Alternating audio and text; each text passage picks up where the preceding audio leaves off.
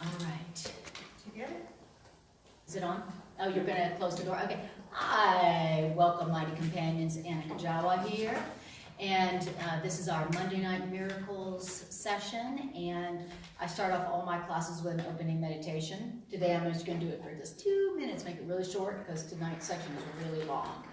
And I really, really want to get through the whole thing. So let's just take 1 or 2 minutes and bring our minds here, where we are, and allow our minds to rest, back in the moment, and we'll get into the section. So go ahead and close your eyes and take a breath.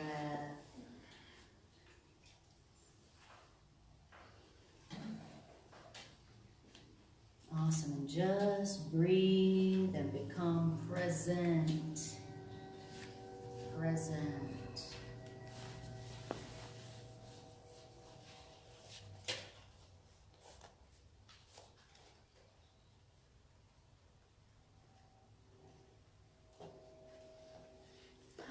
Just let go of your day. Let go of everything that happened up until this moment now. And allow your mind to come back home and land softly in this perfect, precious moment now.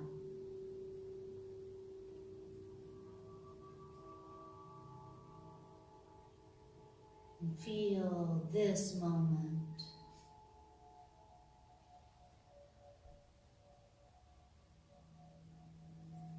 And breathe and let it go.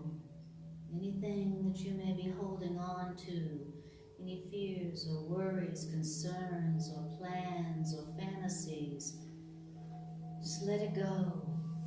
Lay it aside for a few moments so that you can put your mind on the truth that is now, that is eternal, that keeps you safe and at peace forever. Who and what am I now? And breathe. Let it go.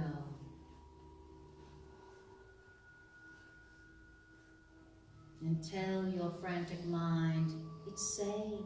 You're safe. You're safe to relax right now. You're safe. It's safe to relax right now.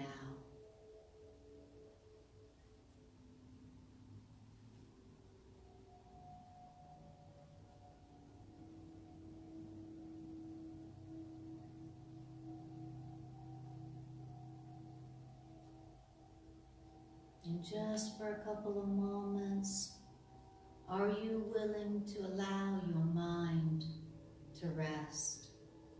It has worked so hard for you today. Are you willing to let your mind for just a couple moments just rest? Retire from the world. Retire from planning and defending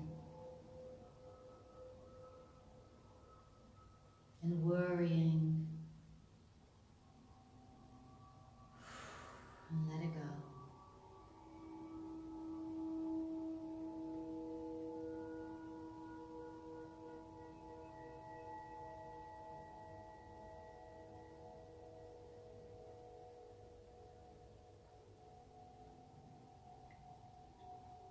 The Course in Miracles teaches us to say, I rest in God. I rest in God.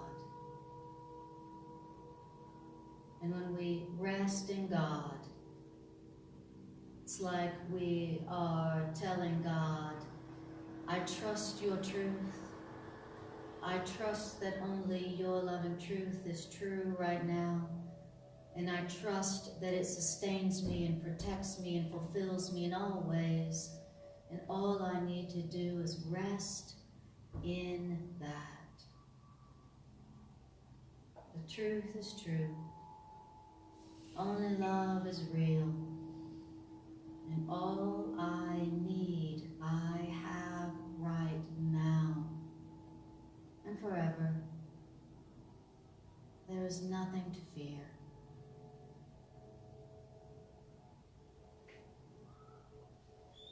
This is how we allow our minds to rest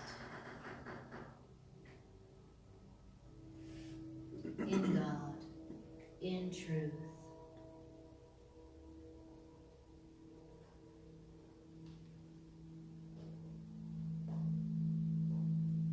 And breathe.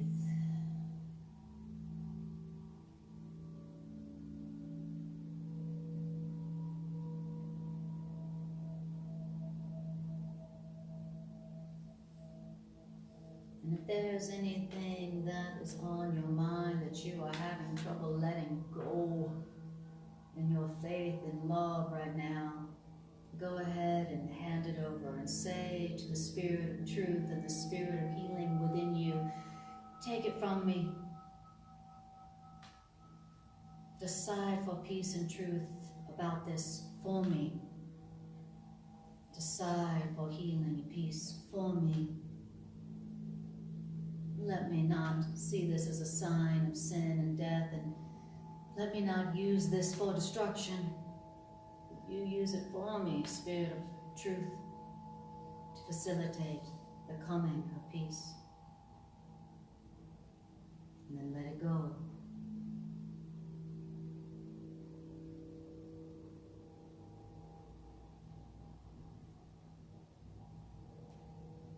And feel the love you are surrounded in. Feel the support that you are being held in.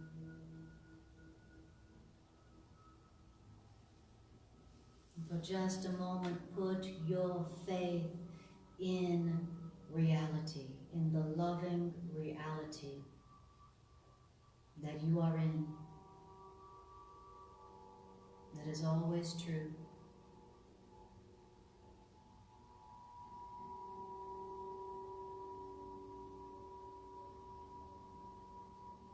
And say to yourself, comfort your mind by telling your mind, there is nothing to fear because I am sustained by God's love for me. I'm sustained by it. I'm supplied by it. I'm protected by it, and I'm provided by it. And that is the truth. And put your faith in that and rest in that faith.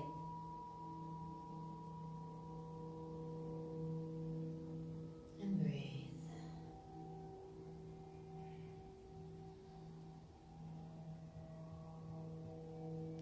And feel.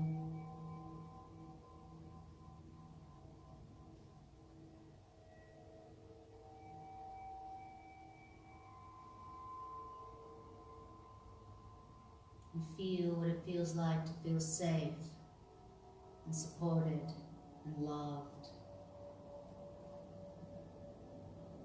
which is the truth, now and forever.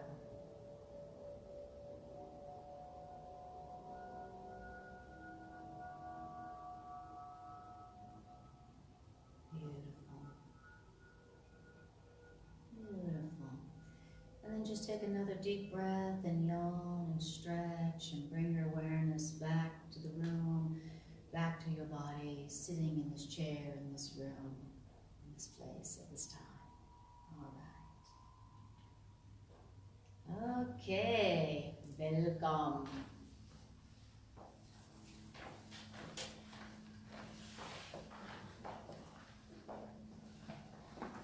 Okay, hello. How are you? Good, how about you? Wonderful. Okay. Hi. Do you know this guy?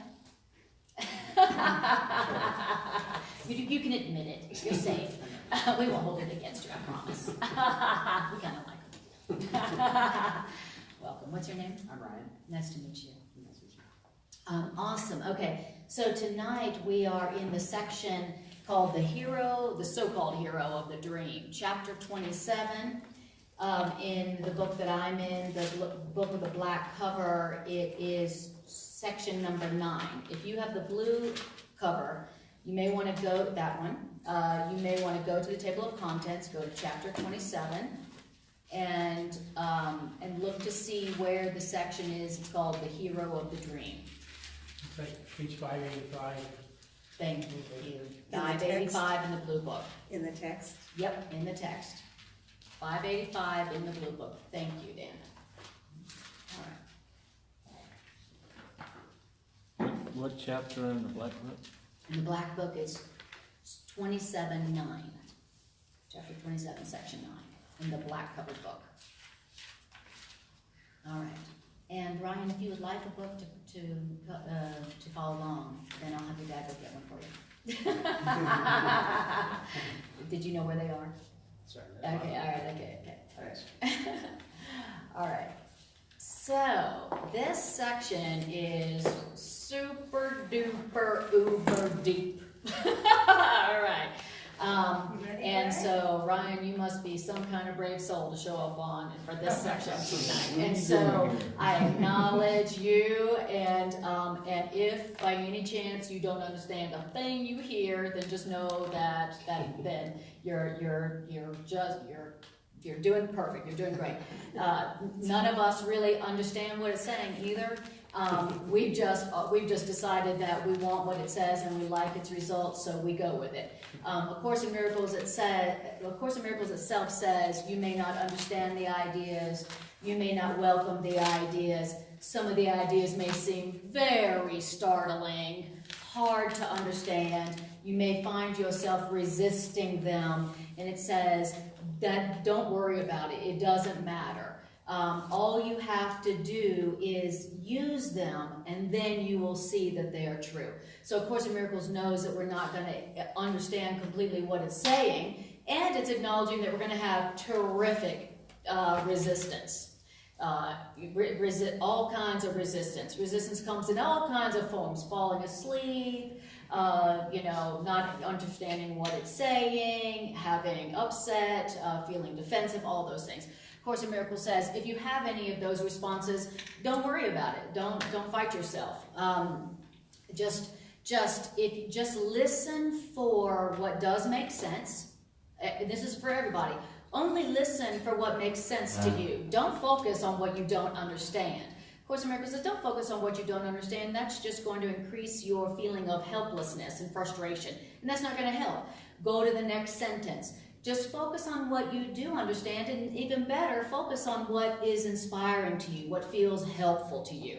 Because A Course in Miracles is just saying the same thing in every section, on every page, in every chapter. A Course in Miracles is very holographic like that. You know, in a hologram, you can take a little piece out of that holographic picture, and it has the whole picture in every little piece. A Course in Miracles is just like that. So don't focus on what you don't understand or you have resistance to. Just keep on reading, and what you like and what feels good, focus on that.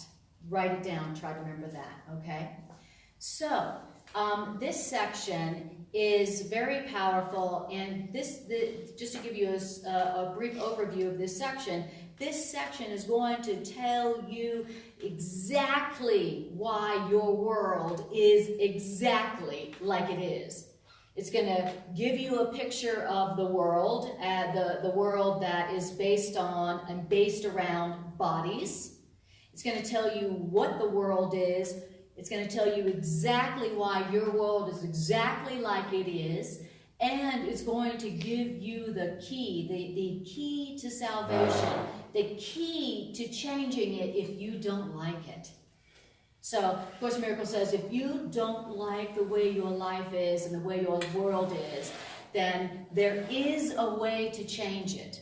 And the way to change it is to understand, first of all, how it came to be like it is. And once you understand how it came to be as it is, and you take responsibility for it, and you do what this section talks about, then there's no miracle that you cannot have. There's no change that you can't experience that you would like to. All right? So, it's a long section, and you know how I am. I can spend a whole class on a paragraph. So what I would like to do this evening is something different. I would like to read the whole section. And I need you guys to help me, because you know how I am, all right? I'm no Evelyn Wood Course in Miracles teacher, that's for sure. So what I'm going to do is I'm going to read through it as much as I can, and then after we get to the end of it, then we're going to dive into it and see, what did we just hear? What did that say? What did that mean? And how do I use that? Okay? So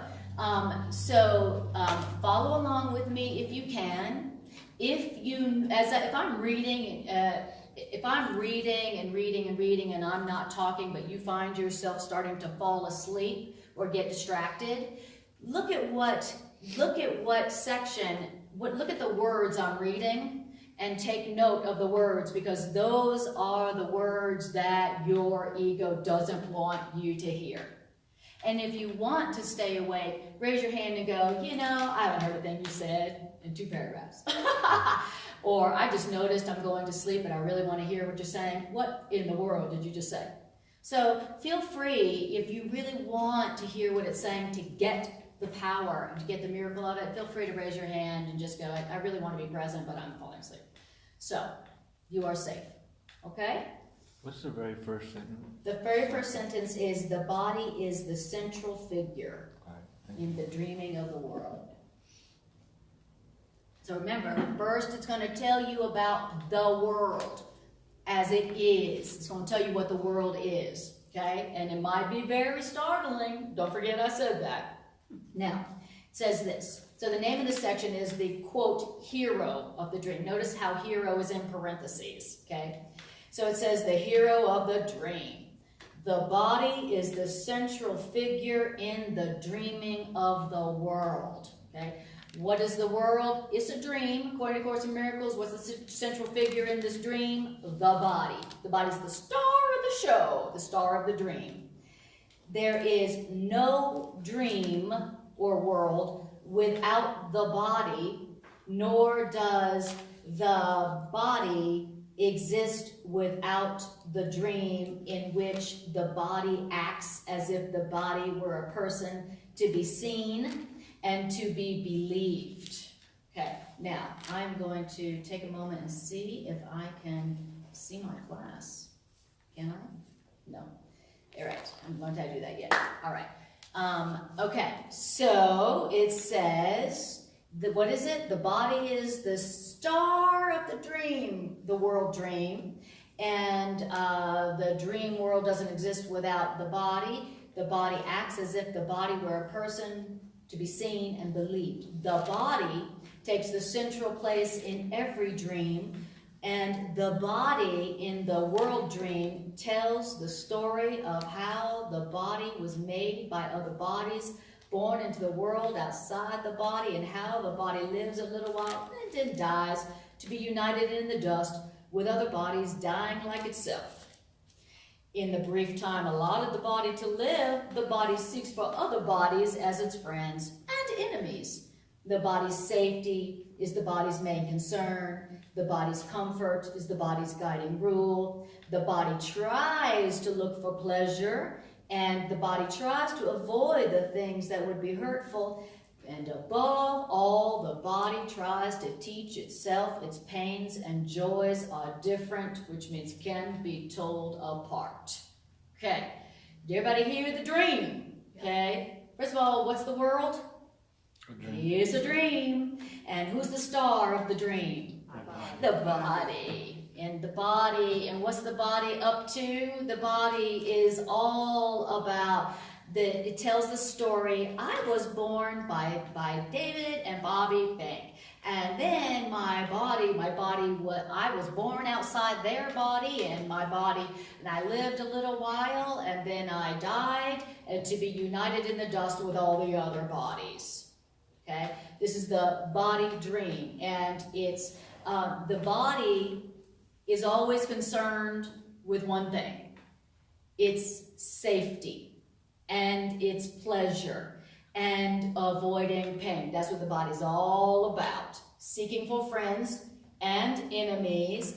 And above all, what is the body trying to teach us? That it's trying to teach itself that its pains and joys are different and can be told apart. So here's the body, like, ooh, I'm trying to get these pleasures and I'm trying to avoid this pain. That's what I'm about all day long. Trying to get some pleasure and avoid some pain. Believing that they're different, okay? To the body's trying to convince itself its pains and joys are different, but they're not. Why? Because the Course in Miracles says that pain and pleasure have the same purpose. Your body's trying to teach itself that it is real. Mm-hmm. Wow. Both have that purpose. Pain and pleasure, the body trying to teach itself that they are different, but they're not. Because what's the body trying to do all day long? Trying to teach you that it is you, it is real, and that's all there is. That's what you are, that's all that's real, and so all that's important is about the body.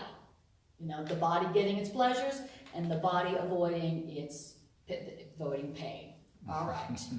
So got the body takes the central place in this dream, okay? In what we call the world.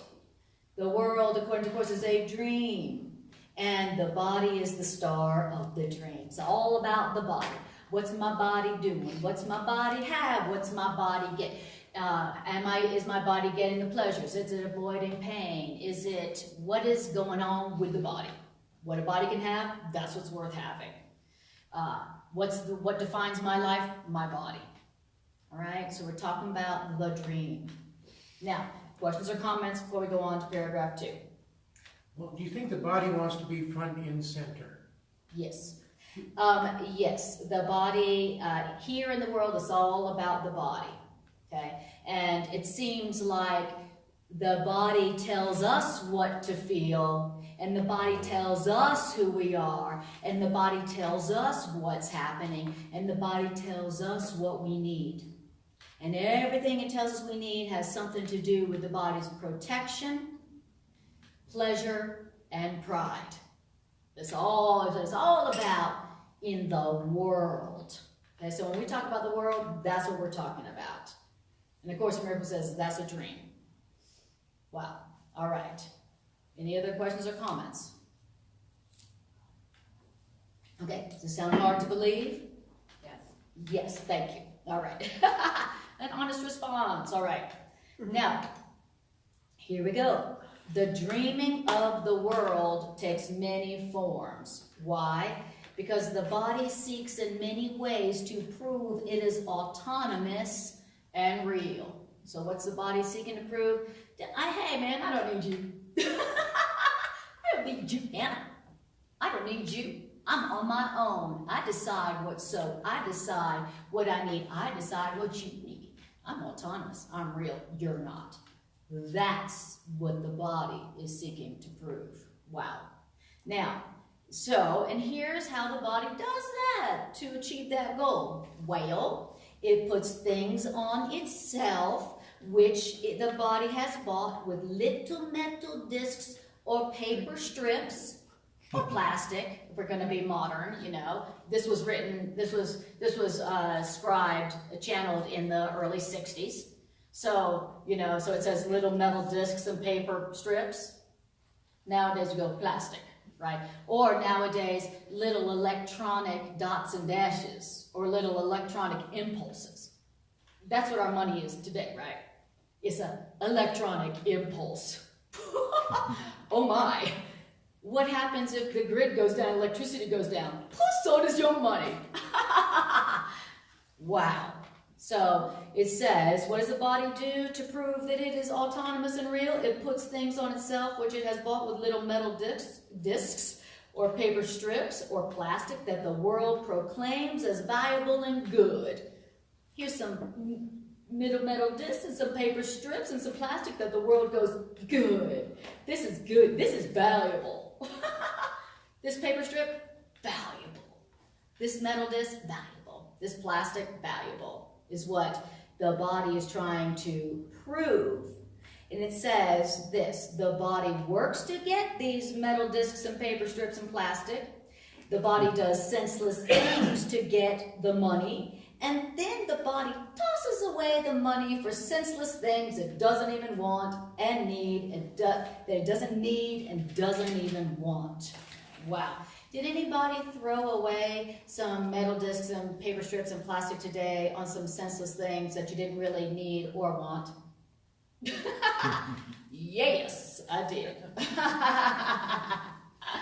This is what the body is doing, okay? It's using the paper strips and metal discs to buy things to put on it, and it's doing what? And then it works to get the money, it does senseless things to get the money, and then it tosses the money away for senseless things that the body doesn't even really need and the body doesn't even really want.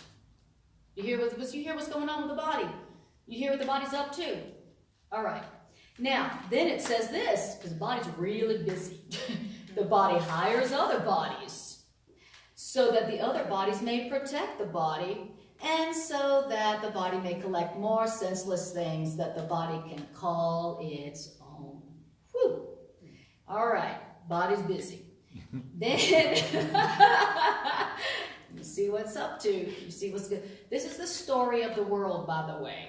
Okay, you know the story of the world? In the beginning there was light, and then there was earth, and then there was water, and then there was the animals, and then there was Adam and Eve.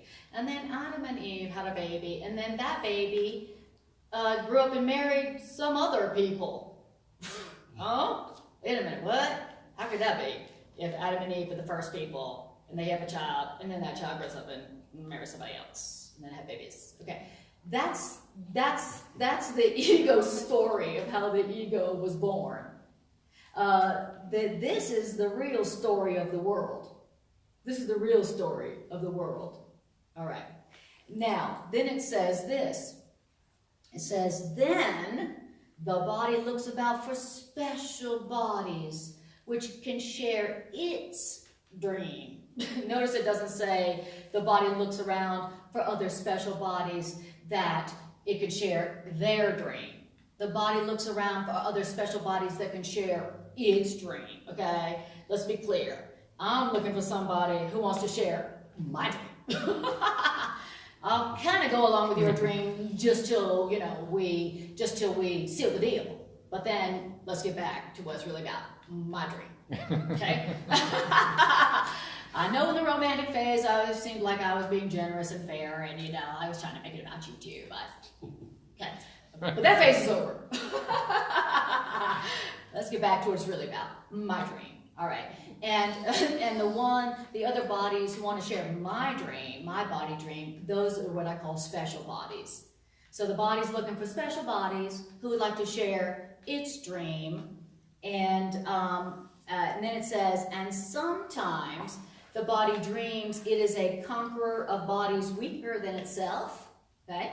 And sometimes, in some phases of the world dream, the body is the slave of bodies that would hurt and torture it, okay? So that's another thing. Sometimes the bodies are looking for bodies who want to be tortured, and sometimes the body's looking for other bodies who will torture it. How special is that, okay? That's how that occurs, where there are some people in power who seem to want to torture other bodies, and there are some bodies who seem to be the tortured. Aw, how fun! What a fun dream. Okay, that was the end of that paragraph. Quick questions, comments, thoughts? Yes? I haven't, been privy to the dream concept as much in the last couple of years. Gotcha. I don't know how much is covered of that in the book. So I guess my biggest question is, so what is it? If it's just a dream, I mean, what? Yeah, it is a dream, okay? You know how like when you go to sleep at night, you lay down and you close your eyes and you fall asleep and you have a dream? And it seems real and it's scary, it's terrifying, it's pleasure, it's scary. All these crazy things happen. And then you wake up, thank God that was just a dream. That's what this is, according to A Course in Miracles. So we're talking about, this is the metaphysics of A Course in Miracles. This is the metaphysics, okay? And what is a metaphysics? It's the physics beyond the form, beyond the physical world that you see, okay? What you see as the physical world, well, that's just this much of the light spectrum, okay? Here's the light spectrum, meaning what can be seen. The visible light part, this much. This is what we see, the world of bodies that, bodies that conquer other bodies that are slave to other bodies that born to other bodies, and then they grow, and then they die, and, okay. It's the physical world, and you're not even seeing it correctly. We think we know what we're seeing. We think, oh, this is what I'm seeing. It's real. That's the way it is. That's not the way it is at all. If you could really see beyond the body, beyond the physical physics, you would see something very different. So that means that you're not seeing what really is, and that's what quantum physics really shows us. There's science going, yeah, you're not really seeing what's really there. You're seeing what you expect. Right. Quantum physics tells you that, this is not really solid, and you're seeing this because you expect to see that, okay? Course in Miracles is basically saying the same thing, that what you're seeing is a dream. It's not real. It has the same kind of substance as what you dream when you close your eyes at night and dream. And someday, the Course in Miracles says, you're going to wake up, oh my God, that was just a dream. Have you ever woken up like that and thanked God that was just a dream? You ever had that? We're going to have the same thing here. Now, Course in Miracles says you also don't have to die to do that. It says some people realize that the world is just a dream after they physically die, after their body dies and their spirit goes up, they go, oh, that was just a dream. Some people realize that it's just a dream through the Course in Miracles. Some people go, oh, gotcha, okay, that makes sense. Now it all makes sense. When you apply the idea or the metaphysics that this is just a dream, like quantum physics tells us what we see is just a wish fulfilled, then you can also wake up without dying physically. That's what I'm going for. I don't want to wait till my body dies to get this, right? So you can get it from here, right now. Okay. So, then, is any other questions? Thank you, Terry, for asking that question, for mentioning that. Yes. Well, then, are there going to be people that die that think the dream is real, and after they die, still think the dream is real? Sure. And then what do you think happens then? Okay. Well, some possibilities are, one, they could still hang out here in their etheric body and just be confused and, we call them ghosts. There are some, but if there are some beings who still want the dream, still think the dream offers them something, still thinks they are a body, well, those folks then come back into a body. Okay, so we're talking about the metaphysics of A Course in Miracles. Course in Miracles says, look, it doesn't matter whether you believe in reincarnation, it doesn't even matter, that's not important. What's important is that you understand that the body is not the beginning, and birth is not the beginning, and death is not the end. So if you leave your body, but you still think that the body's where it's at and it's going to get you what you want, then you're going to be born again into another body. But from all the near-death experience stories that I've read, what it seems like is even if you don't know the truth, the metaphysical truth, that you still have a glimpse of it, and you still have an opportunity, because there you are, your consciousness is still there. There's your body, you're like, oh, wait, what? Wait a minute, I'm still here, but my body's laying there broken and dead. So there is a glimpse, there is an opportunity where the soul could go, oh, I'm not a body, I get it. And that's why I study near-death experience stories, is because what they realize and remember once they've left their body, when their body died, is what I want to remember now. What they've experienced on the other side of the body, where they realize they're not a body, that's what I want to learn now. And so that's why I love those stories, and I read those books all the time. I love them, because they all go, oh, we're not our bodies. Oh, we're deathless, timeless spirits that, are free. Well, that's what I need to remember, okay? Because thinking this is all there is, and being lost in the dream, the body dream, all there is the body, and what the body wants, and what the body can have, and all the body needs, that's what I need, and the body is me, and if the body is hurt, I'm hurt, and if the body dies, I die. That dream is a drag. Mm-hmm. That belief is a freaking drag. But when you are here, still in a body, but you know that you're not limited to or by the body. You know that if the body dies, you don't die. You know if your loved one's body dies, they don't die. Let me tell you, that makes things a lot better. It makes being here a lot better. It's a lot less fear. So much less fear. And that's what I'm going for. While I'm here, I want to know that this is not me. I'm not limited to or by this, and neither are my loved ones. So chill out. So relax and enjoy. If you believe you are a body that is going to die, and if you believe that your loved ones are just a body that's going to die, you're going to be scared to love. You're going to be terrified to love, because you'll be terrified to lose. You'll be terrified to love, because if you love fully and their body dies, then what happens? Then your love dies too. So if you believe you're just a body and you believe they're just their body, you're going to be terrified to love. And so every time love comes close, you're going to sabotage, sabotage, sabotage, sabotage. Sabotage, sabotage. And then you'll say, I'm really not good at relationships. I have problems. I have relationship issues. Love comes close and I freak out. I act like an idiot. Why do I do that? Well, because you think you're a body and you think they're a body. So you're afraid of love. But you're not afraid of fear. Right? And so we call to fear with love, and we react to love with fear.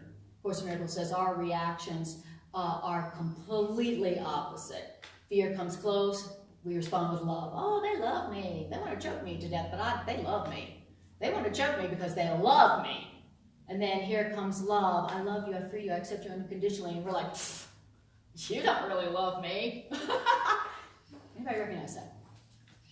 In addition to the after-death experience, not only realizing you're not a body, but every story I've ever heard always talks about, and the peace, if I could only explain it. Yes. I didn't want to come back here. I had to be talked into coming back Exactly. Absolutely. They all report a level of peace and joy that they literally cannot describe. They try for the rest of their life. They did not want to come back, even if they had young children. Yes. So that's how good it is.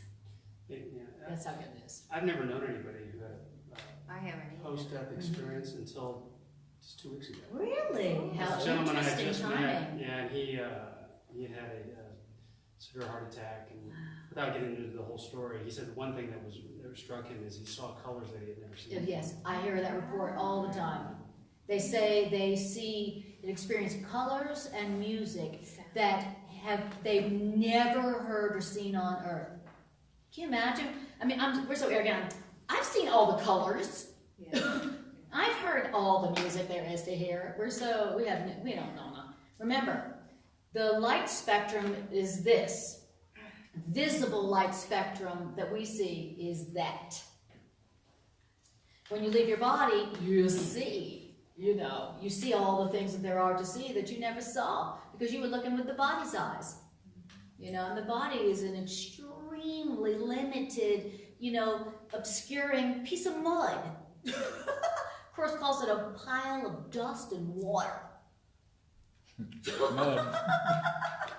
That we lavish love on. Oh, we lavish love on it. We just lavish it. And did you hear the part about we put things upon our bodies? I love it. Puts things on it. It puts things on itself which it has bought with little metal discs and paper strips the world proclaims is valuable. It works to get that money to put things on its body. You know why the Course says that the body puts things on itself? Why the body decorates itself? It says that we are using money to buy things to put on our body so that we can dress up the bait. We dress up the hook with bait to catch a bigger fish to house our specialness in better style. To have a better dream. Exactly, so we can have a better dream, a better body dream. So it's referring to the body as a hook. This is news. I know, yes. It's like, Better body. I got this hook. I need to dress it up real nice with some really nice expensive bait called clothes and jewelry so that I can attract a bigger fish to house my specialness, my body, in better style. Isn't that crazy? Wow. And I'm willing to go into debt for that. Wow. Willing to go into debt to buy things with the money that I've earned to put on my body, to draw to me somebody who'll be attracted to a body with nice clothes. So that why? So that they can join my dream. Make my life, real. Wow. Hardcore. Now do you understand why this room is not full of people? Does that make sense? You see, most people are not very happy to hear this. What'd you say about my body? What'd you say?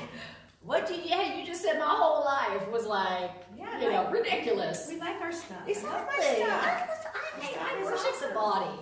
Man, I'm busting my butt out there going into debt to get things for my body. What do you mean? That's not very positive. I don't like A Course in Miracles. It's so negative. I'm going to go find some other very positive thought system, church, or whatever. No, it's very positive and nice. Nice. Nice truth. So we come back, I thought, to learn more. Right. Ultimately, to learn the truth about yourself. You're not a body. You are a spirit. Deathless, timeless, limitless, free, guiltless, sinless, an idea in the mind of God. Okay. Now, the opposite of what I just said is I'm a body. This is who I am. Everything it needs, I need. If it dies, I'm going to. So I better get what I can while I can before I die. Have a nice day.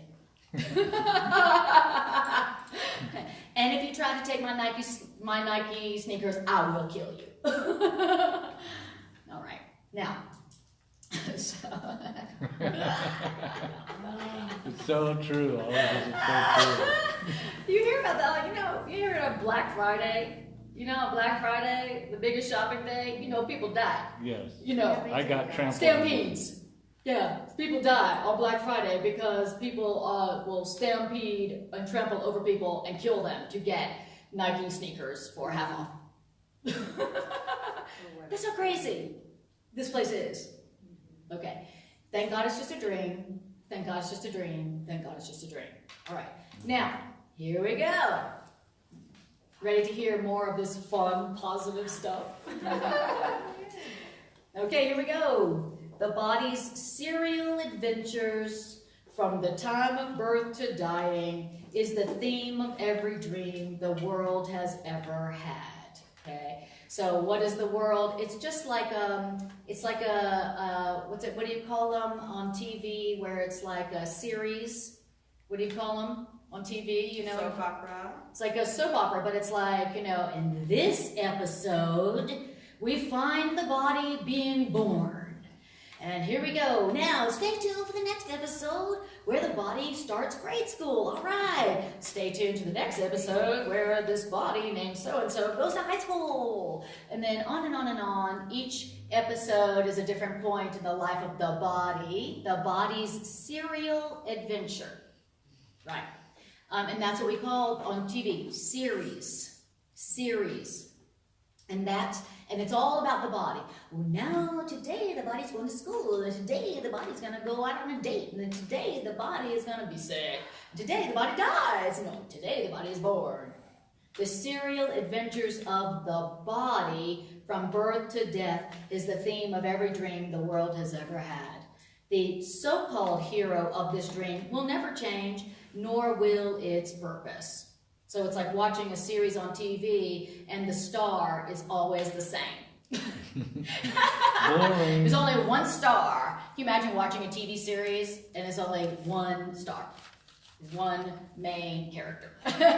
And it's the body. And then it says, though the dream itself takes many forms and seems to show a great variety of places and events wherein its so-called hero finds itself, the world dream has but one purpose, taught in many ways, and the single lesson that the body dream is trying to teach again and again and still again and yet once more is this, that the body is the cause and not effect, and you are the body's effect, and you cannot be its cause.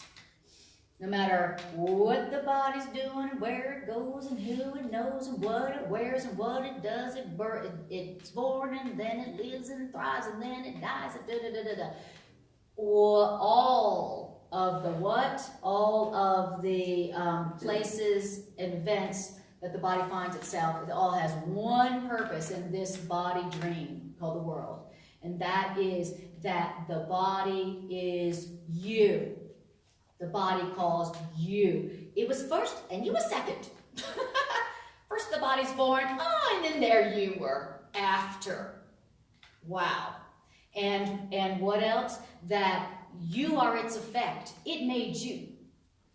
Not the other way around. The body made you. You are the body. What it is you are. What it does you do. What it has you have. When it dies, you die. When it's born, that's when you came to be. That is the sole purpose of the world dream. That's its sole purpose, to teach you. Are you about to fall asleep? Are you okay? No, I'm just... And what? It's like the purpose is what? Yes. Okay. I mean, I get it. Yes. I study, a lot of truth teachings. I'm really into Abraham Hicks, and it's the same. They say, when you croak, because they make light of it, because there's no such thing as death. Right. But I get all this, and I'm like, so why the heck am I here? Right. That's a great question. That's a great question. And it's just like what you were saying earlier. You are here to learn that you are not your body. You're here to learn that you existed before your body and you will exist after your body. That's not your identity. That's not your power. It's not... its needs are not your needs. The body's needs are not your needs. The body can't really tell, to the body, there's no difference between pain and pleasure. They're the same. So that's why we're here, according to A Course in Miracles. Does that make sense? Okay, gotcha. Do you see, does it make sense Why would a soul on the other side ever want to come back? That's a very good question. It's like a question in the back, why would a free, limitless, deathless, timeless soul want to come into a body? That's a very good question. Yes, and I'm going to answer that right with his question, whatever that is. Todd's going to answer it, exactly. Well, I don't know where I got this, somewhere along the line of 20 years of studying the Course, but we're here, I think, because we feel guilty that we separated from God. Well, there you go. Todd answered it. Yes. We're here because we Feel guilty that we separated from God and we fragmented out into a gazillion different individual souls, and we're hiding out on planet Earth because of our guilt, and we're here today, and we're not really guilty. Yes. You can say it more eloquently, I'm sure, than I can, but You did pretty good. And you're going to hear the answer here, how it happened. You're going to hear in this section how could it have ever occurred. But the truth is that the Course in Miracles says you only come here if you are wanting to try to experience what it would be like to be separate and to die and to have need and to have lack. And that could only be because you don't feel like you deserve the ecstasy and the abundance and the eternal life that you had. But we have there's more people on the planet now than there ever has been in all time. Mm-hmm. This planet. Right. Thank you, Julie. Yes. It's the only planet I know that there's life on. So Yeah. Well, I'm sure there's thousands I of read a other lot of teachings and channelings that say that's because we're the Earth is reaching a point of what's the word of critical mass, where there's a grand awakening. You know, and the Course in Miracles calls it the Great Awakening or the Great Speed Up. You know, and that I've heard other teachings saying that there's a lot of souls who want to be here on the earth at this time because they answered a call that went out from the earth that said, help! It's time for us to wake up! Anybody who wants to come help us wake up, please be born here and help us wake up. Help us to make this shift, this critical mass where the scales go from like this, where it's ego, and then it goes, boing, you know, where it's spirit, God, truth. So if you had a choice we're getting it, right, in class, we're getting what's going on, we know that there's something else on the other side, there's no death. mm-hmm. I would like to go now. I don't understand. Why do I have to hang around? We have somebody who's antsy to go. Okay, but yes, well, I agree. I feel the same way. if someone came and I know. said, a being And I'm not said, suicidal. no, Yeah, but yeah. that's not what I Right, mean. right. You can go right now. Yeah. We're ready. Would you like to transfer to what's all eternal, all that you've studied? I Yes. would be, yes. And like we were saying earlier, you don't have to die to do that. You know, that's the good news. You don't have to die to do that, and you know, but knowing that Because you there's no don't have to death, so. fear worrying about death. Yeah. You know, it takes all the fear of death away. And of course, in Miracle says you don't understand in all of your fear of death, you're really calling to it. And so, if you don't have a fear of death, then there's no need to call to it. So you'll be here whatever time you need to be here to learn what you got to learn. So that maybe you graduate and you don't have to come back if you don't want to. You can't necessarily speed up the process then to go to where there's eternity. I mean, Right. it is eternal.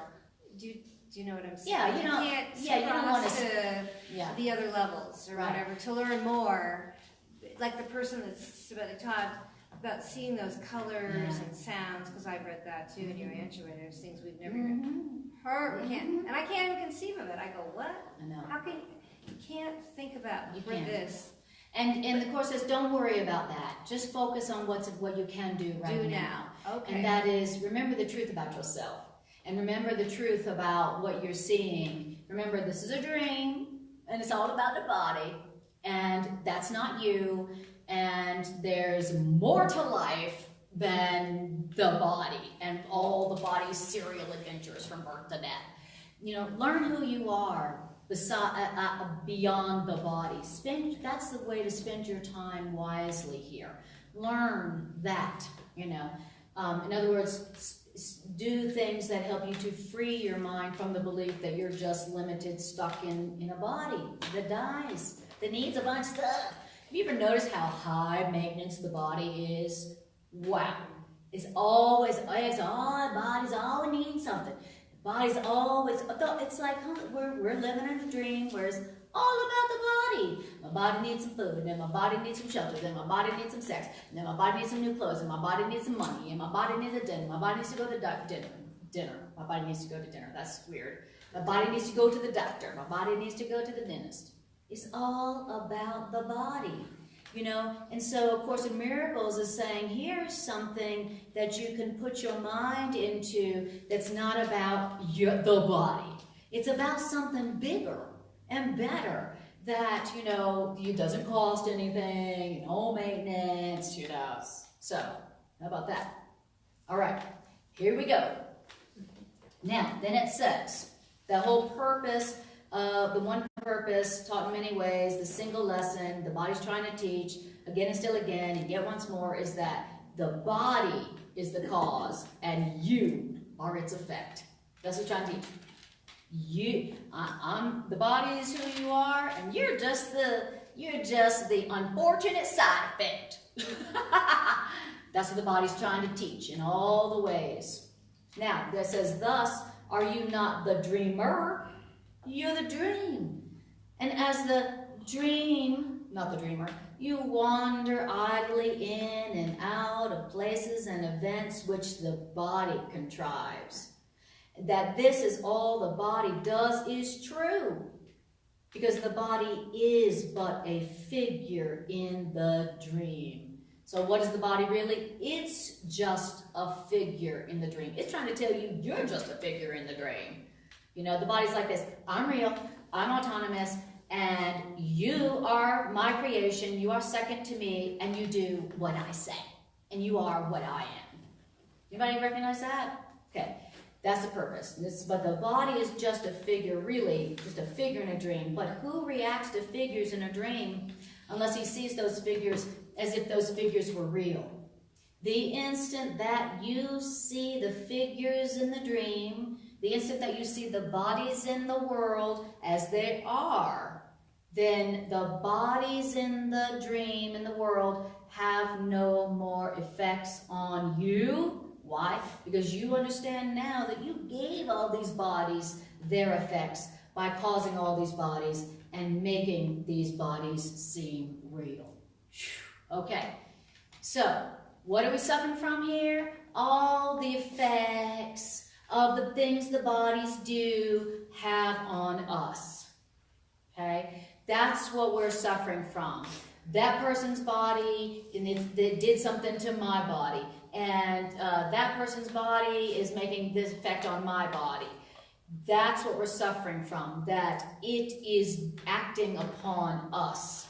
As if the things happening in the world are causing my experience, causing me. Gotcha? Now, then it says that once you see them as they are, then they have no more effects on you. So, is there anything going on in your life right now that seems like it's having a negative effect on you? That you would like to go, I don't want that to be having that effect on me anymore. This is the way to do it. Once you see that thing in the world, that body, that form, once you see it as not causing you, once you see it as just a figure in your dream, and you see it as it is, now it has no more effects on you. So that job problem, that relationship problem, that irritating person, that irritating relationship, that disease that's going around about the body, that's just a figure in my dream. That's a figure in my dream. That's what that is. It didn't cause me. I caused it. Now, according to this, when you see it as it is, it has no more effects on you. Wow. So here's how you stop feeling like the victim, a helpless victim, at the effect of everything in your world. It's how you stop feeling powerless and weak and hence angry. Wow, no more grievances. Already. And the crowd yelled and screamed with joy when they heard about how to be free and powerful again. All right.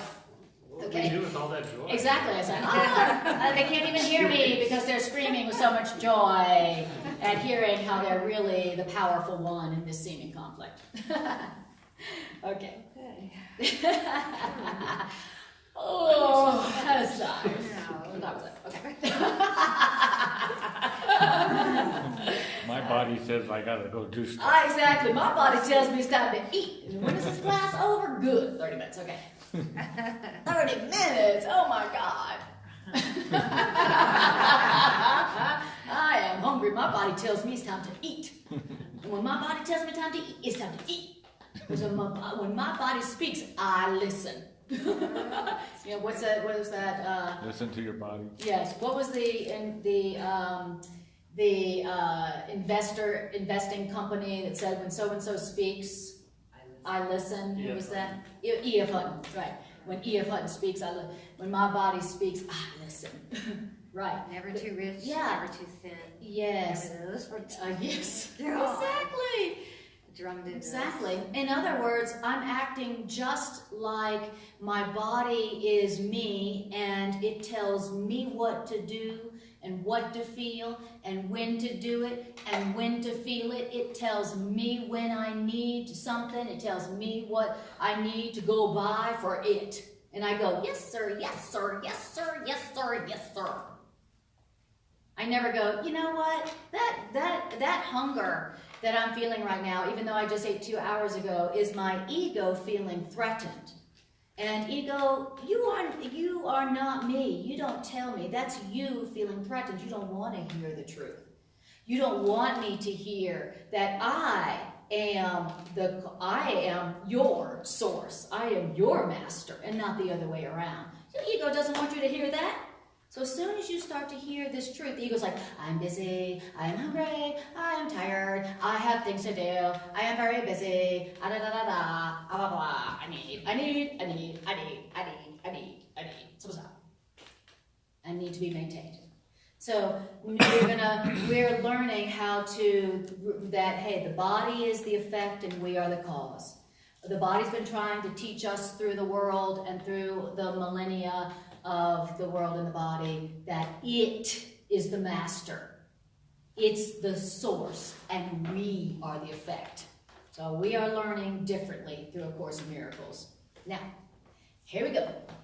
Then it's asking us a question. It says, how willing are you to escape effects of all the dreams the world has ever had? Okay. How about I ask it like this? How willing are you to escape the effects of all the nightmares the world has ever had? I'll ask it again. Is it your wish to let no nightmare, body dream appear to be the cause of what it is you do? Is it? Okay, well, if it is, then let us merely look upon the dream's beginning. Because the part you see, that's the second part of the dream, whose cause lies in the first. So, here's how it goes. What are we going to do? We're looking at the dream's beginning. How did the dream begin? Just like you were asking, Terry. How did the dream begin? How did this happen? How did this dream, where the body is the only real thing and we are its helpless victim, slave, how did that come about? Let's look about the beginning of this dream/nightmare. Okay, here's how it goes. Because nobody asleep and dreaming in the body world remembers their attack upon themselves. Nobody here asleep dreaming this dream remembers that they attacked themselves. And then the dream occurred. Nobody asleep and dreaming remembers that they attacked themselves, and then this dream came into being. Okay? Then it says, what we're saying here is that nobody even believes there really was a time when they knew nothing of a body. Nobody even believes there was ever a time where we could never have conceived a physical world as real. And we would have seen at once that these ideas are one illusion, which means too ridiculous for anything but to be laughed away. We don't remember that there was a time where somebody had said, you know, a physical world of bodies that born and die and have a lot of lack and need, and it's all about getting for the body, that's, you know, and then there's never enough and blood and need, and then you die. But nobody remembers there was a time you go, what? Oh my God, that's horrible. Oh my God, that's ridiculous. That's ridiculous. Who would say yes to that? Nobody remembers there was a time when we would have laughed. Okay, right, okay. We aren't even laughing now. That's for sure. I don't remember a time when I would have laughed, and I am not even laughing now. So, it says, now, how serious it now appears to be, and no one can remember when it would have met with laughter and disbelief. That's true. I do not remember that time. Because right now, it appears real serious. Okay? It says, now, but we can remember this if we but look directly at the world's cause. And when we look directly at the world's cause, then we will see the grounds for laughter, which means not a cause for fear. So let us return the physical dream that we gave away unto the dreamer. Let's return the physical dream we gave away and projected back to ourselves, the dreamer, us who perceive the physical world dream as separate from ourselves and done to us. Okay? The world that you see as done to you, the world you see as happening to you, of course says that's a dream you gave away. That's your idea. That was your fantasy that you gave away. That's not my dream. And now it's all happening to me. I'm just the victim. I'm just the victim of what's happening to me in the world. It says, let's return the dream of the world back to the dreamer. Back to the dreamer. And then it says, okay, and once we do that, we're going to see grounds for laughter. Now, here's how it occurred. Everybody ready? Once upon a time, this is how the dream began. Once upon a time, into eternity. What's eternity? Where all is one. There crept a tiny, crazy idea at which we, the children of God, forgot not to laugh. Okay, that's that. Does that explain it all? Does that explain it? That's how it happened. What was that? Into eternity. What is eternity? Where all is one. There crept a tiny, crazy idea that we forgot to laugh at. Where are you? I am where it says into eternity, where all is one. There crept a tiny, mad idea. What paragraph? Number 6 on page. Six. Number 6 on 586. Six. It starts with, let us return the dream. Right. Yes. Right, next couple of sentences. So would you interpret this? I mean, this is what I interpret the Big Bang to be. Thank you. Okay. Yeah. Maybe so. Yeah. I mean, yeah. It There was a makes time and sense that space. the beginning of the ego world would be a big old bang. You know, not something gentle, but something explosive. You know how the ego loves things that explode. So it makes sense that the ego world, the ego dream would begin with an explosion, the Big Bang, if that's indeed even what happened.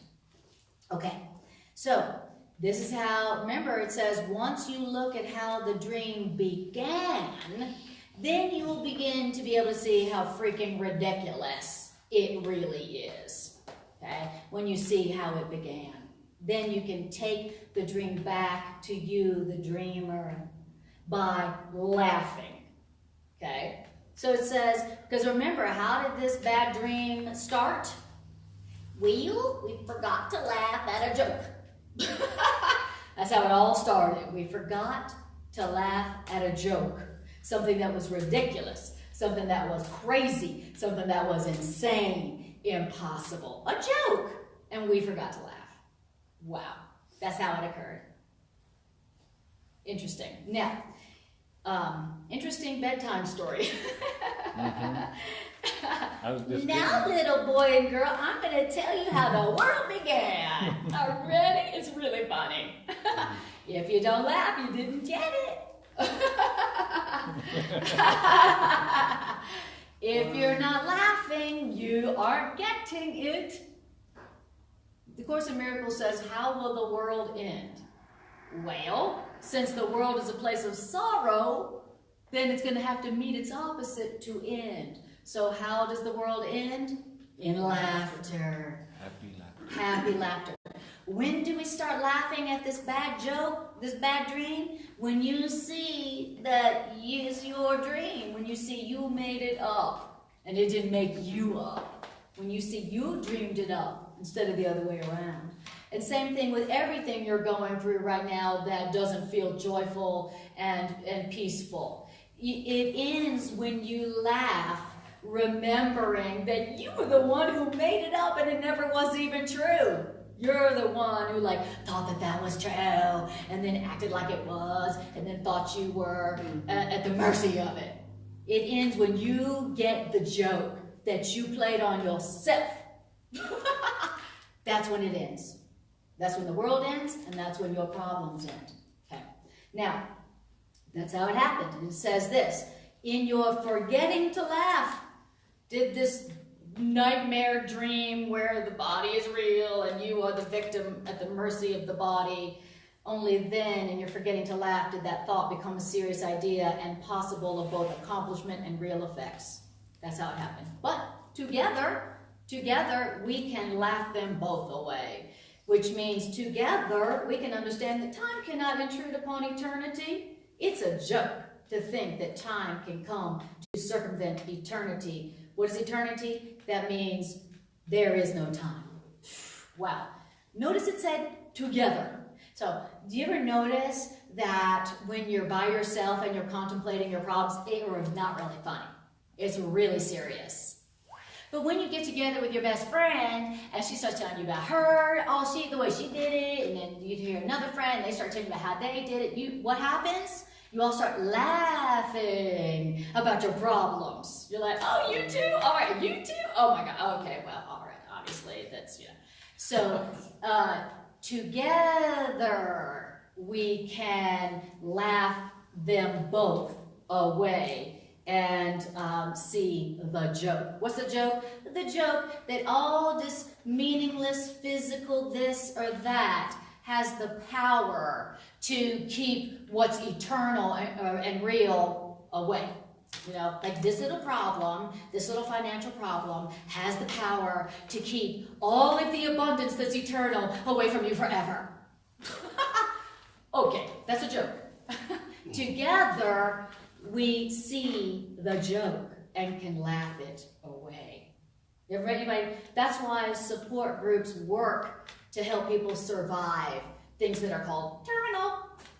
Because you get together, you start talking about it, you start laughing about it. And when you start laughing at it, that's when you are free from it. All right.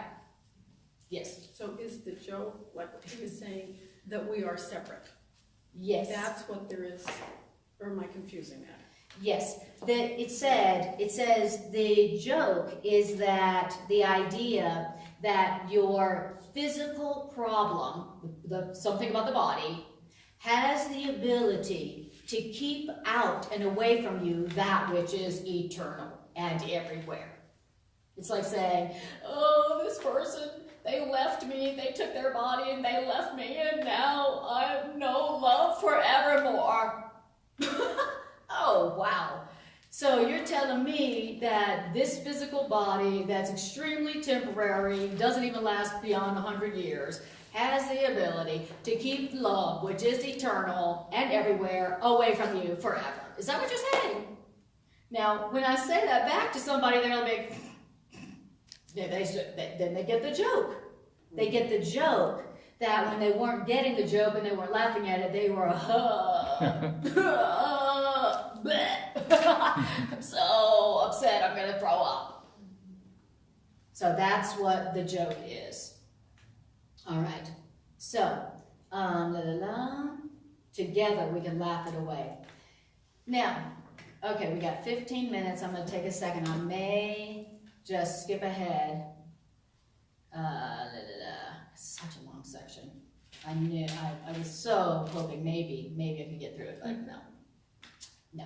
All right. Now, okay, great.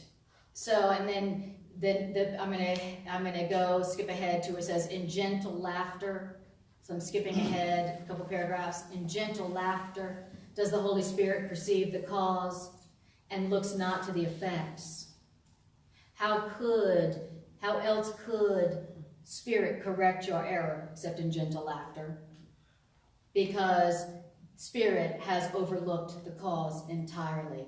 And so your higher mind, your spirit, higher mind, bids you bring each terrible effect to Spirit, that you may look with Spirit together on the foolish cause of your problem and laugh with Spirit a while.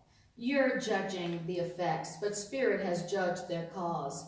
And by Spirit's judgment are effects removed. Perhaps you come in tears, but then hear your higher mind, Spirit say, oh, my brother, innocent child of God, behold your idle dream in which this could even occur. And then, once you hear your higher mind, your spirit self say that to you, then you will leave that holy instant with your laughter and your brothers and sisters joined with spirits. Isn't that beautiful? So you bring each terrible effect. Look at them, they love me, they hurt me, I'm dying, I'm sick.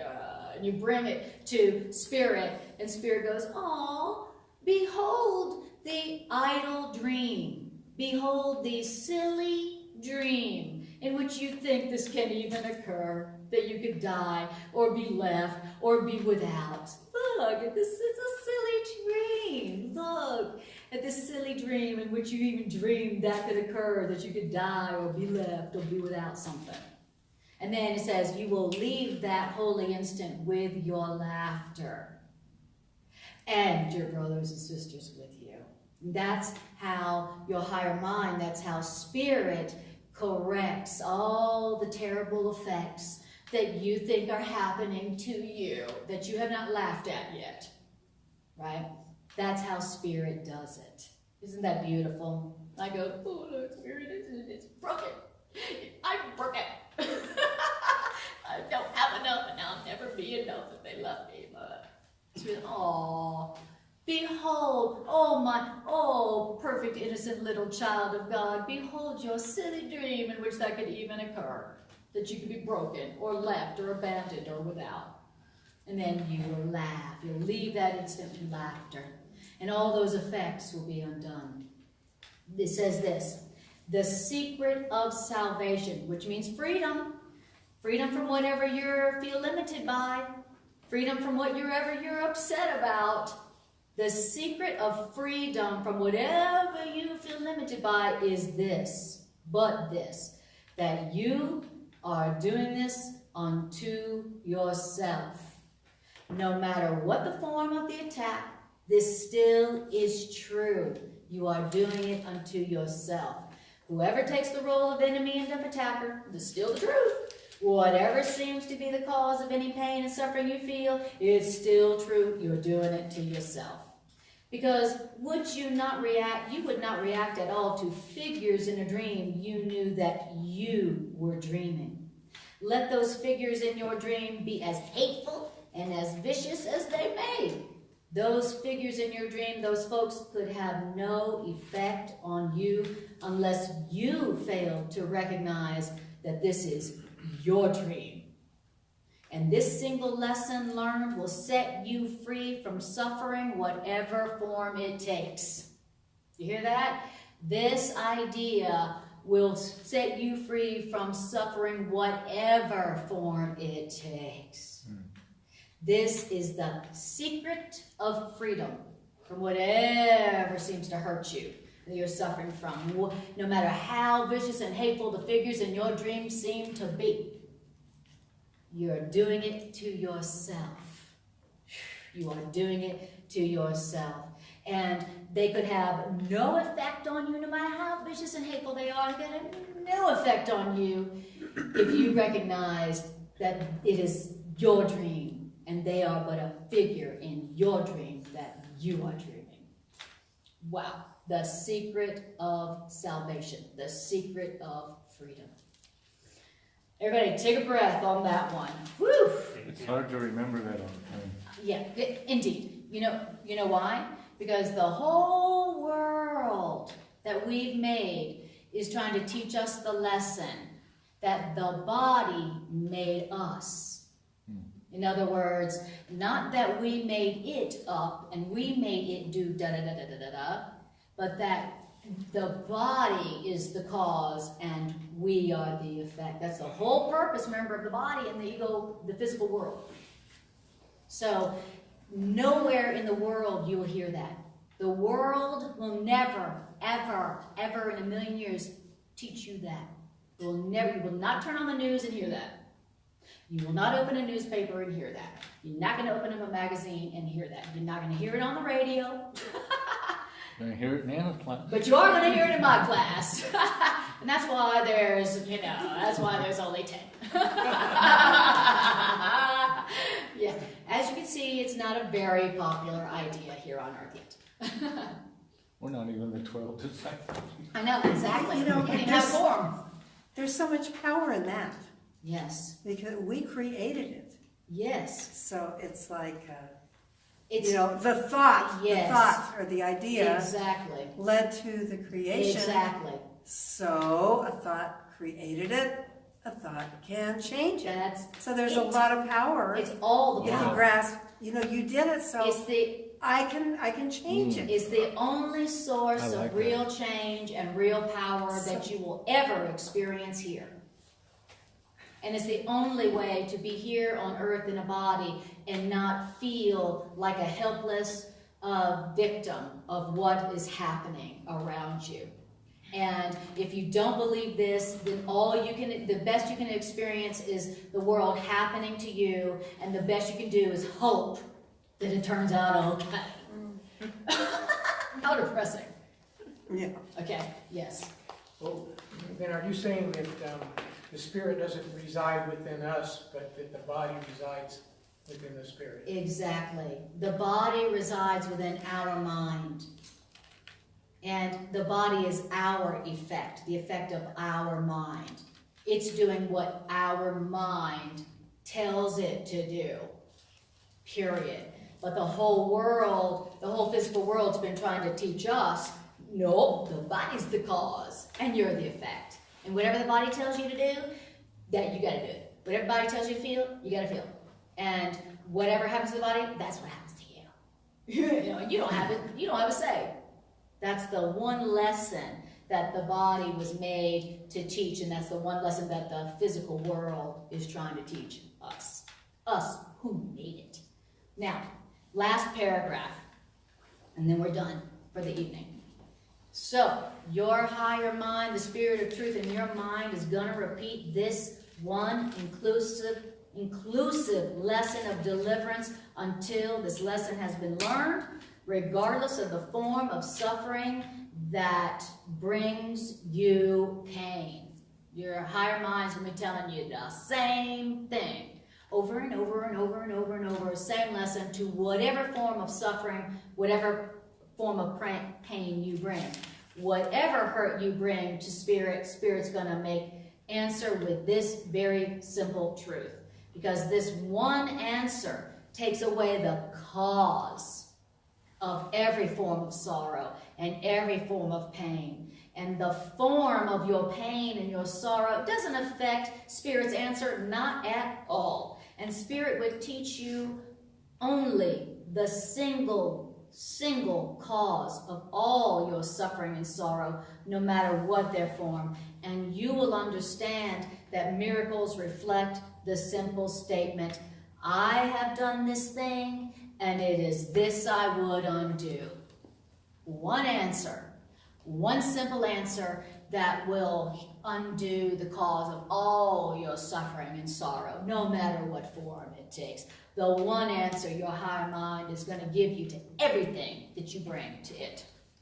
Bring then all forms of suffering to your higher mind spirit, who knows that every one of your suffering and sorrows is just like the rest of your sufferings and sorrows. Your higher mind sees no differences where none exist, and spirit in your mind will teach you how each one of your suffering and sorrows is caused. None of your suffering or sorrow has a different cause from all the rest, and all of them are easily undone by but a single lesson truly learned. It is this I have done, it is this I would undo. I am doing this unto myself. Now, then it says, the salvation, which means freedom, is a secret that you just kept from yourself. It's because it's no secret to the universe. The universe proclaims that truth is so. The whole universe proclaims that truth. So it's only a secret you've been keeping from yourself. Yet to the universe's witnesses, you pay no heed at all, because the universe's witness attests the thing you don't want to know. And so the universe seems to keep its secret from you. Yet you need but learn that you choose but not to listen and not to see all the witnesses the universe is showing you to this truth. How differently will you perceive the world when you recognize this? I have done this unto myself. It is this I have done. It is this I would undo. How differently will the world look to you when you recognize this? And when you forgive the world your guilt, you will be free of guilt. The world's innocence does not demand your guilt, nor does your guiltlessness rest on the world's sins. All right. Everybody take a breath. Woo-wee. Okay. So, that's kind of practical, don't you think? Yes. I'm just sitting here listening to you read these paragraphs, and it sounds like a really fancy description of forgiveness. That's exactly it. And this is where I think the metaphysics helps course students, if you understand. Yes. You know, how we got here, why we're here. Mm-hmm. Because it always boils down to that one thing that we can do to get back. Which That's is exactly. forgive. Exactly. And in this case, you're exactly right. Notice the last sentence I read speaks of when you forgive the world your guilt, you will be free of it. Well, this is how you forgive the world your guilt. You realize that, oh, I did this unto myself. Whatever seems to be happening to me, I did it to myself. Whatever is happening to me, I did it to myself. Well, that's forgiveness. Because what is the grievance? You did it to me. You did it to me. Look what you did to me. That's what a grievance is. Look what you're doing to me. If you were different, I'd be happy. If this were different, I'd be happy. Forgiveness all is the belief that you're not doing it. And there's nothing that's happening. There's not an attack. Exactly. Truly, if you're doing it to yourself, where's the attack? Right. If you're doing it unto yourself, then where's the attack and where's the grievance? And so when you realize that whatever you're going through, you did it to yourself, and you bring that, you let the Spirit teach you that. Every time you feel hurt, or you're suffering, or you have sorrow, then you have forgiven the world. Saying, I did this unto myself is the same as saying, I forgive the world. Yes. So then you don't really have to know why you did it to yourself, because that's where I'm hitting the wall. Right, yes. That's why? yes. Why did I do this to Yes. myself? But is this saying you don't need to know why? Exactly. You know, it said earlier, it said, Or is it the separation thing? remember it said when it was talking about how the world began, it was a crazy, mad idea that you forgot to laugh at. You don't remember a time when you weren't attacking yourself. So it said why. You decided to attack yourself. That's all you need. That's all you need. I did it to myself. Why? Because remember, I forgot to laugh at a crazy idea. That's why. And when you forgot to laugh at that crazy idea, you turned it into an attack on yourself. Believing that crazy idea was an attack on yourself. And you don't even need to know that much. All you need to know is I did it unto myself. That's how powerful I am, and that's how crazy I am. And that's all you need to know. It didn't say you have to understand why you want to attack yourself. Here's why you want to attack yourself. Crazy. Next question. Oh, but this helped me a long time ago. The first Course in Miracles group I got into, people kept talking about, oh, you know, you feel guilty. And I'm like, I don't feel guilty. Right. What are you all talking about? I don't feel You're guilty. weird. Yeah. I'm But perfect. the more I thought about it and Yeah, meditated with yes. it and stuck with this, Yep. I realized I feel Absolutely. damn guilty. And I'm constantly projecting it. Yes. And when I project it, then it reinforces the guilt. Exactly. This is where the forgiveness comes in. How can you not feel guilty when all day long you're like, look what you did to me.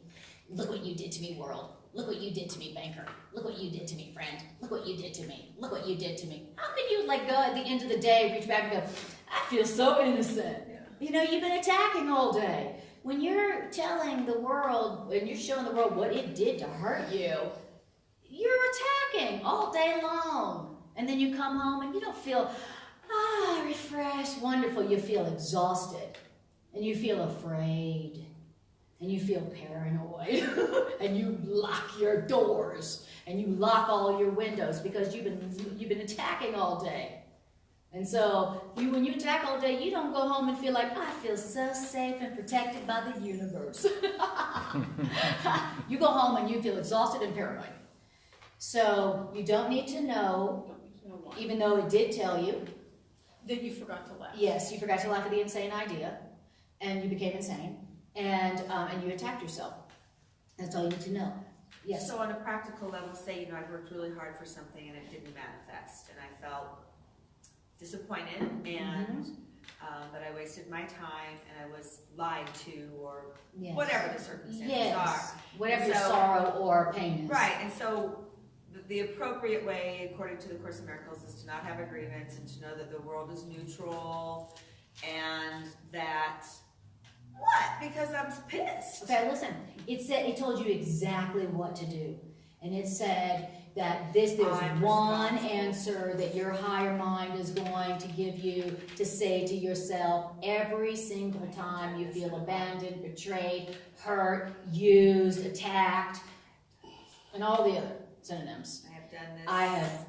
It is this I have done, it is this I would undo. I have done this unto myself. And it also told you what Spirit's answer is going to be every time you come and go, wah, wah, wah, wah, wah, wah, wah. Every time you come to Spirit with your wah, wah, wah. Spirit's going to say, oh, dear innocent child of God, look at your silly dream in which this could even occur. Look at the dream you're having in which it could even occur that you could be hurt or abandoned or, that you could be hurt or abandoned or without something that you need or that you could die. Yes. So recently something happened where normally I think it would be something that I would get upset about. Mm-hmm. And my first initial visceral reaction was not to get upset. Like I was calm. And I was like, to myself, like, this is really interesting. And then it was like, the thought was like, you better get upset about this. If you don't get upset about this. So you got upset because you weren't upset. Yeah, no, I didn't. Yeah, it was like you better get upset about this Yeah. because this is something you should get upset about. Yeah. Like you shouldn't be calm. You shouldn't be like Yeah. okay with this. Like it was really weird. Like it was How's like how anything you going to said get accomplished earlier. if you don't get upset? Like how you Exactly. said earlier, like it's hard for us to remember Yes, to like and exactly. stuff Yes. because the world's constantly teaching us. Oh, you better react like this. Oh, that's something that you should get mad about. That's Oh, that's something that you need to like. Exactly. about. Exactly like- what you were saying. That we don't remember a time Right. when we would have just laughed at the idea that something could happen here that could defile our innocence and sinlessness in any way, shape, or form. We don't remember that. But it sounds like you did have a glimpse where you Amazing, right? remembered, I like, had a glimpse. oh, this doesn't change anything. It doesn't Exactly. change This anything. doesn't I'm change. still who I am as God created me. And everybody around me is still as God created them. But then it was like thinking about, well, what will other people think? Exactly. What will what will the world think if you didn't get upset about this? Exactly. Yes, exactly. In the middle of reading, it said the secret to salvation, Mm-hmm. and it follows back on like what you're saying, because my first thought was, well, who made it a secret to begin with? This is Yes. bullshit. I don't want to be here. I'm tired of being in this stupid place.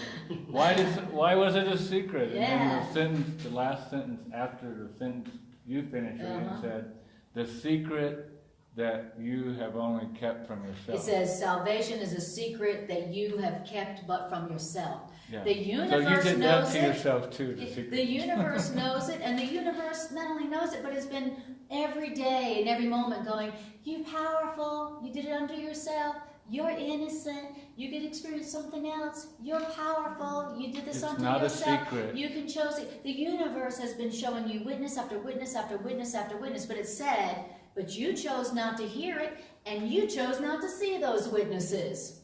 And make a That was secret to your yourself. choice. In other words, you kept that secret only from yourself. Right. The universe wouldn't keep that secret from you. The universe doesn't keep secrets. There are no secrets in the universe. God doesn't have any secrets. God isn't like, that knowledge is for me. And if you eat of the fruit of the tree of knowledge, I will kill you.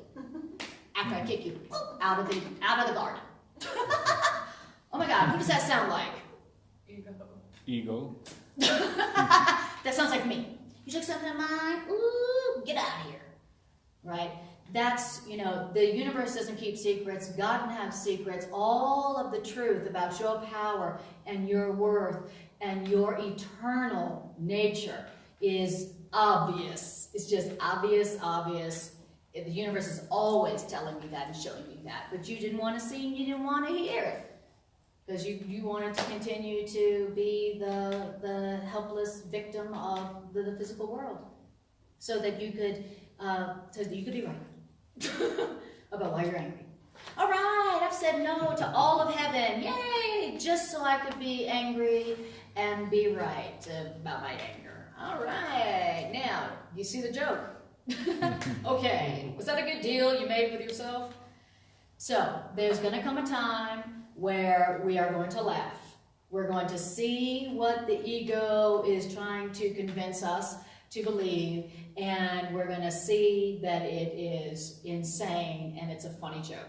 And then we will laugh, and then whoop, the ego's gone. How does the ego end? How does the world end? In laughter. That means when we together get the joke. Don't forget it said together. There's an important part. It says together we will look at the joke and we will laugh it away together. Okay, beautiful. Now, thank you for staying here. We're 15 minutes over.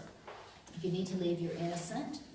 But now we're going to do the financial expression of appreciation and also announcements. All right. And Greg, will you check to see if my camera's even still on? I'm doing one of these classes where would you be willing to check to see if if it's still on? This is one of those classes where it would have been off like an hour ago. Yeah. And I've been watching on my phone. Oh, you were checking. Thank you. Thank you, Greg, for helping me. All right. So, all right. Thank you guys for sharing your energy and watching with us through Facebook. Thank you for joining this healing circle that we create every time we come together to hear these healing ideas so that we can accept our own healing and extend it to the world that needs it. So thank you for making this healing circle stronger, meaning more powerful to attract more tortured minds to this loving, healing truth. Thank you. Awesome. Now, all of my classes right now you can find on Facebook. You just go to my Facebook page and then scroll through and you'll see my classes and readings and things like that. Soon it will all be on YouTube also. I have readings where I read the course. I just read the course to music. Those are all on YouTube and Facebook. If you need some support where you can just listen to the course because you're too insane to open up a book or come to a class, which happens. Have you ever opened up the course book and you go, and like the words are going like this, and even when you put on your glasses, you still couldn't see what it said? Or so insane you can't even open the book. Those are the times where you can go to YouTube and you can just listen to the truth. Okay, that's good too, because just by the act of listening to something more loving, it is automatically replacing the angry, fearful ideas that you are giving to yourself, the attack thoughts you're giving to yourself. So if you can't read, go to YouTube and just listen to it, okay? And also I do a Wednesday evening live stream on Facebook. So every Wednesday, 7 to 8:30 p.m. Mountain time, I'm reading from the latest edition of A Course in Miracles, which I think is the most original version. It's called the Complete and Annotated Edition. And it's way far out. I mean, it's You weren't there last Wednesday. I know. Okay. Yeah. I was doing an internal class last Wednesday. So that when I saw you next, I could bring my healing to you. So that book and that class has been like just out of this world. So if you've been studying the Course in Miracles for a long time and you would love to hear it in a totally new depth, things you never heard in it, then that'd be a great class. And you don't have to watch it on Wednesday. You can go to my Facebook page and just find it. Okay. All right. So yes. Excuse me, how would I find you on YouTube? On YouTube, just go to YouTube and put my name in. Okay. I have a channel, and then you just hit subscribe, and then every time I post something on YouTube, it sends you a notice. Okay, thank you. Yeah, you're welcome. I'd like to try that. Right on. You want to I'll start show you. channeling. It's like a little Oh, wait. Okay. search. What'd Looks you like an say? hourglass. That'd be great, because I'd like to hear, do that. Yeah. I'm really relaxed. and- Exactly. I mean, when I'm insane, I listen to it while I drive. Sometimes my ego attacks me when I'm trying to fall asleep or when I wake up. And so I have my phone right there and I go, boop. I'm like, ego, if you don't get off my back, I'm going to turn this on. I'm going to listen to every single word. And usually I'm asleep in 5 minutes. Ego's like, well, no. Okay, you can go to sleep. Oh, Really, I have said that where I'm like, ego, if you don't get on my back, I'm telling you, I'm going to listen to every single word. And then I'm asleep like that. I don't even remember the first paragraph. So that is available on YouTube and on Facebook. Also, don't forget to check out my website, annakajawa.com, to learn about my holistic counseling practice, Miracle Psychotherapeutics. So, where if you need some one-on-one support in applying these ideas, then I'm available for that. So, thank you. All right. Okay. Thanks for joining us, you brave soul. Of all the classes for you to come to the first one, wow. Dude, if you're still here, I'm impressed. All right. So now we're going to do the integration meditation. And I end all my classes with this. And I put on some music and we just take the ideas and we use them. We apply them to something in our life so that we walk out of here having used them, used the ideas. It's their use that will show you that they're true, not how pretty they are.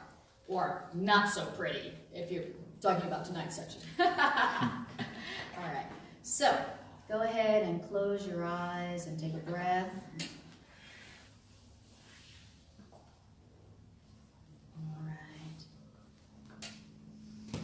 And just breathe. And first just take note of how it feels to have heard these ideas. And then take note of how it feels to have heard these ideas in this healing circle. This circle of forgiveness that we create whenever we join to hear these ideas together. How does it feel to hear these ideas in a healing circle? A healing circle that is global.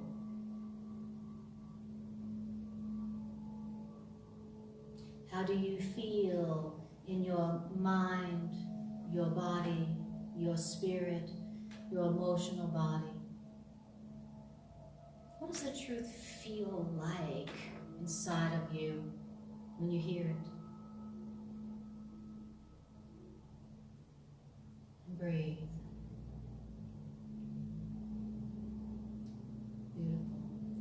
Now, what I want you to do now is I want you to bring to your awareness is something that you've been experiencing suffering or sorrow or grief or a grievance around, or all four. I want you to bring that to your awareness.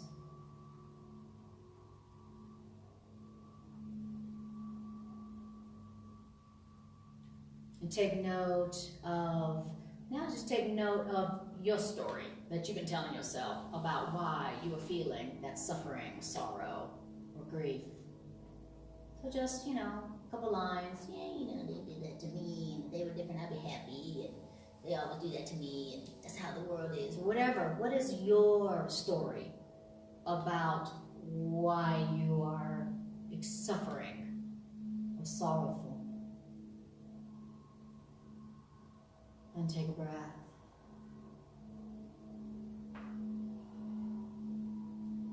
And now we are going to do what Course in Miracles told us to do differently about this. So the first thing it told us to do was bring it to the Spirit within us, the Spirit of truth, the Spirit of healing within us. And so go ahead and bring it to your higher mind, your higher self, and go, this is my suffering and sorrow. This is how it feels, and this is what's happening to me. This is why I'm upset. This is why I'm hurt. This is why I'm angry. This is why I'm broke. This is why I'm sick. And I want you to, in your mind's eye, go, here, Spirit, here, higher self. You said to bring it to you. So here it is. Please look upon this. Please look upon this for me. Please judge this for me, Spirit. Spirit, help me to not look upon this as a sign of sin. Help me to not use this destructively, but, oh, higher mind, please teach me how to see this correctly, that I may stop using it to hurt me.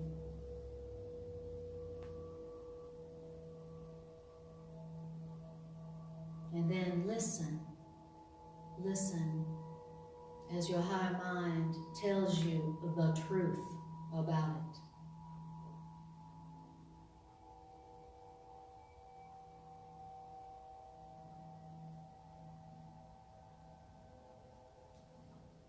Listen to your higher mind's compassion and mercy.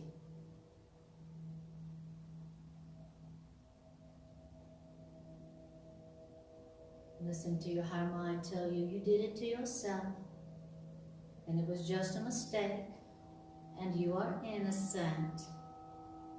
But what you believe is not so. And feel the relief, feel the healing of that truth, of that answer.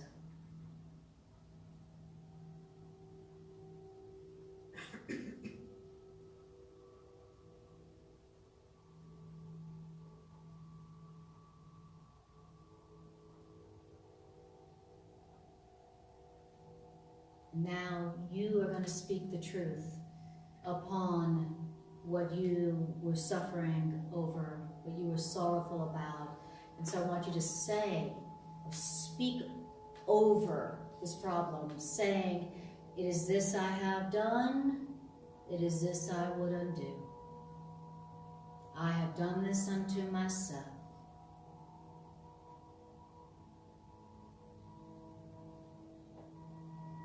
And then tell yourself, and it was just a mistake. Mistakes are not sins. Mistakes are for correction. And I ask for the correction of whatever beliefs had me believing that this is what I wanted to do to myself.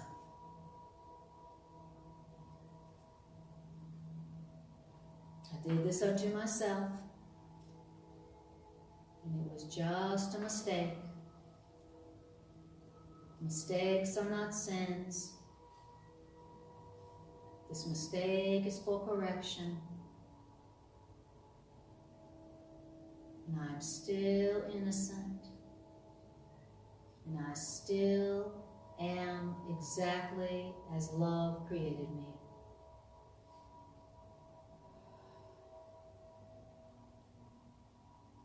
And for just a moment, see if you can remember yourself as you were created by love, by God. I am as God created me.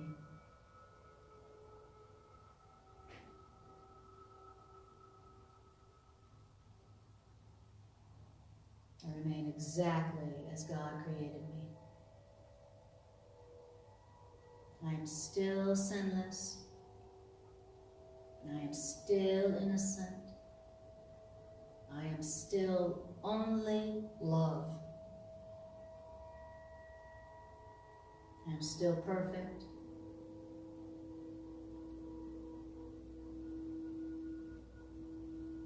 I remain still as love created me. And breathe and feel your real self that is still intact, still complete, still whole, still perfect.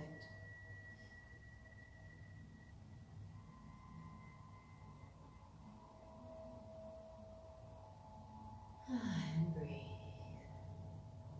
All right. Beautiful. And so I would say amen. Amen. And thank you, God. All right.